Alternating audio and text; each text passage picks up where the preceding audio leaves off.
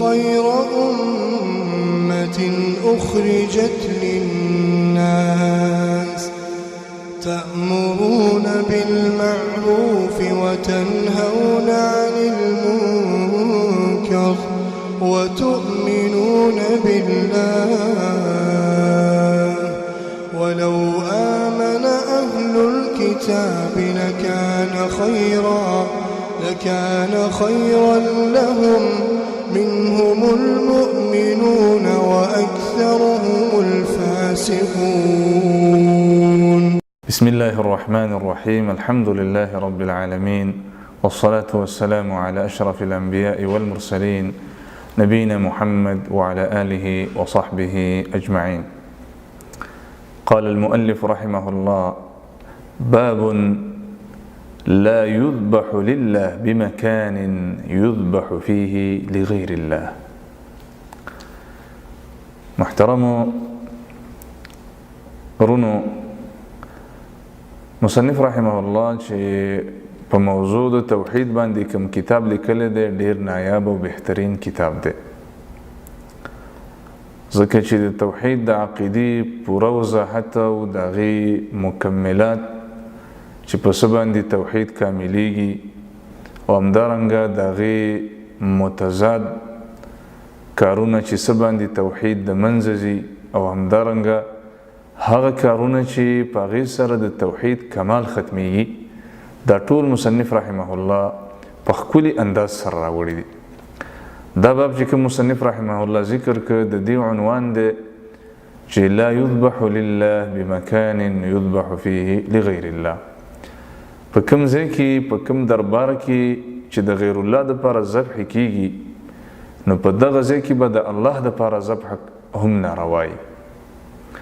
د غیر الله دپاره ذبح کول شرک دی، نو په کوم ځای کې چې مشرکانه ټکانه وي، کوم چې مشرکانه ځایونه وي، په دغه ځای کې به د الله دپاره هم عبادت نه کیږي.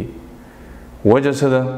وجه دا ده چې د دې مشرکینو د دې سره مشابهت رانشي. د دې د وجې نه اسلام همیشه د توحید د عقیدې ډیر حفاظت کړی دی او د توحید د باغچې ډیر اهتمام یې کړی دی. نو هغه ځایونه چې په هغې کې د غیر الله دپاره ذبح کیږي، د غیر الله دپاره عبادتونه کیږي، مشرکانه ټکانې وي، د باباګانو خانقاګانې وي، دغسې ځایونو کې به د الله دپاره هم عبادت نه کوي. وجه دا ده چې داسې نه چې ستا د عبادت مشابهت د مشرکینو د عبادت سره رانشي.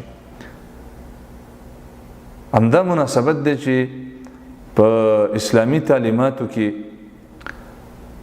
په اوقات مکروهو کې منځ نه کیږي. ولې؟ ځکه چې په دغه وخت کې به مشرکانو مرد ته سجدې لګولې. نو الله سبحانه وتعالی په اسلامي تعلیماتو کې موږ د دې نه منع کړو چې په دغه ټیمونو کې تاسو ماته هم سجده مه لګوئ، ځکه چې مشرکان په دغه وخت کې عبادت کوي د غیر الله، نو تاسو زما ته په دغه وخت کې سجدې مه لګوئ. وجه دا ده چې موحد د هغه سیرت او صورت او د هغې عبادت به د مشرک د سیرت او صورت او د عبادت نه مختلف وي. او دا د مصنف کمال دی چې مخکې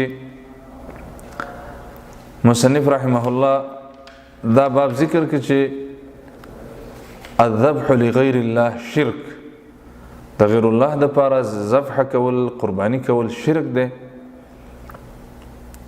او هغه مقصد و، یعنی د غیر الله دپاره شرک عبادت کول شرک دی. نو دلته نفي د وسیلې هم کوي چې هغه ځایونو کې چې د غیر الله دپاره ذبح کیږي، دغه ځای کې د الله دپاره هم ته عبادت مه کوه، د الله دپاره هم ذبح مه کوه. نو دلته د وسیلې نه منع کړي، هلته د مقصد نه منع کړي. د غیر الله دپاره ذبح کول شرک دی، ځان ته وساته. د الله دپاره هم په هغه ځای کې ذبح مه کوه په کوم ځای کې چې د غیر الله دپاره ذبح کیږي. دا یې مناسبت دی د مخکې د باب سره. مصنف رحمه الله فرمای چې وقول الله تعالی او دا وینا د رب العالمین ولولا، او په دې باندې فکر او سوچ وکړه. په دې کې هم دا معنا پرته ده چې په کوم ځای کې د الله د دین د خلاف چې کومې مورچې دي، کوم ځایونه دي، کوم ټکانې دي، په دغه ځای کې د الله عبادت هم مه کوه، بلکې خالص د الله دپاره په هغه ځایونو کې عبادتونه پکار دي کوم چې د الله دپاره په هغې کې عبادتونه کیږي. لا تقم فيه ابدا. الله سبحانه وتعالى رسول الله صلی الله علیه وسلم ته وفرمایل چې لا تقم فيه ابدا. ته په دې مسجد ضرار کې کوم چې د الله د رسول او د الله د دین په خلاف کې کوم مرشدي منافقینو جوړه کړې او نوم ورته د جماعت کې دی، نو لا تقم فيه ابدا. ته په دې کې هیڅ کله مه ودرېږه، مونځ پکې مه کوه. وجه دا ده چې دا د الله د دین په خلاف باندې مرچه ده، نو بس د دې ځای نه براءت پکار دی.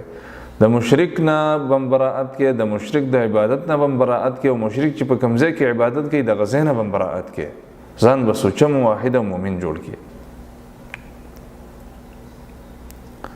او استاد کې به الله فرمایي چې لمسجد اسس على التقوى من اول يوم احق ان تقوم فيه.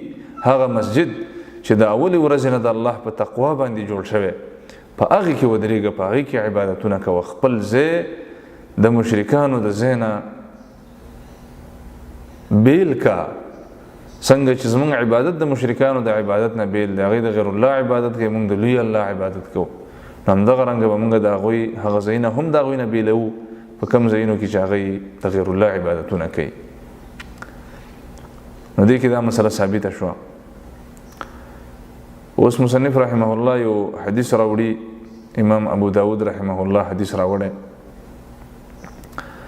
په هغې کې مختصر واقعه ذکر ده او د توحید سره هغه ډډه لګوي، د توحید سره تعلق لري. هغه داسې چې یو کس هغه نظر کړی و، نظر یې منلی و چې زه به په بوانا علاقه کې ذبح کوم، نظر به کوم.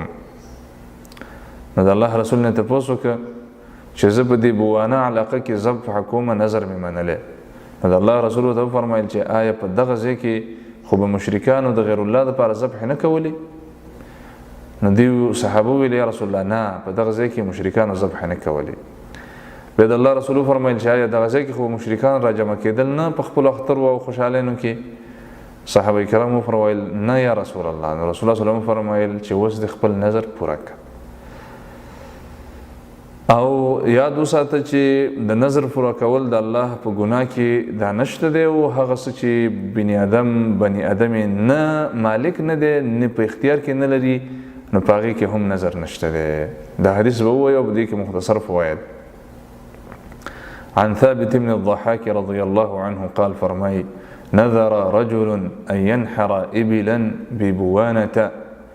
یو سړي نظر منلی په ځان باندې چې زه به ذبح کوم اوښ په بوانه علاقه کې. دا بوانه علاقه د یلملم په خوا کې یو ځای دی.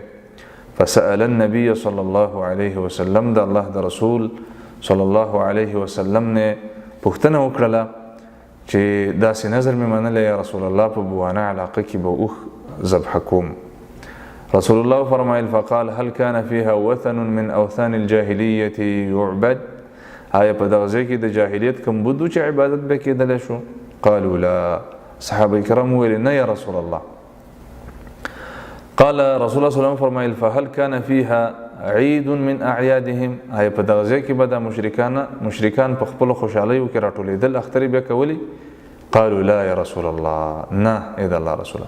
نو دې نه دا معلومیږي چې په کوم ځای کې بوتانو دپاره عبادتونه کیږي، د غیر الله دپاره ذبح کیږي، نو په هغه ځای کې به دا ذبح او دا عبادتونه ناروا وي. همدغه رنګه بله دا ده چې د کفارو، یهودو، نصاراو، مشرکینو چې کوم اخترې دي په دې کې د هغوی سره شریک کېدل دا یو اسلامي جرم دی او ظلم دی چې نن سبا ډېر مسلمانان په دې مصیبت کې مبتلا دي.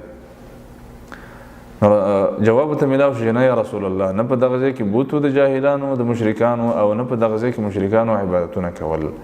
نو رسول الله صلی الله علیه وسلم فرمایل اوفی بنذرک، خپل نظر دی پوره کا. نو دې نه دا معلومیږي چې نظر پوره کول پکار دي. خو دومره ده چې په ګناه کې نظر کړی و هغه به نه پوره کې، ځکه چې الله رسول فرمایي چې فانه لا وفاء لنذر نشته د نظر پوره کول فی معصیت الله چې کله تا نظر په ګناه کې منلی نو دغه نظر په تا نشته ولا یملک ولا فيما لا یملک ابن آدم او نه نظر په هغه څه کې د هغې پوره کول شته دی چې انسان د هغې اختیار نه لري رواه ابو داود و اسناده على شرطهما دا حدیث امام ابو داود رحمه الله راوړی او د صحیحینو په شرط باندې دا حدیث برابر دی نو په دې کې مختصره دا خبره بیان شو چې په کوم ځای کې مشرکان ذبح کوي د هغه ځای نه به ځان ساتئ زیارتونه خانقاګانې کوم چې د غیر الله دپاره دا مصیبتونه پکې کېږي د دغه ځای نه ځان ساتل واجب دي په دې باب کې دغه مختصر خبره واضحه شو حکم واضحه شو چې په کوم ځای کې د غیر الله دپاره ذبح کېږي په هغه ځای کې ذبح کول ناروا دي والله تعالى أعلم وصلى الله وسلم وبارك على نبينا محمد وعلى آله وصحبه أجمعين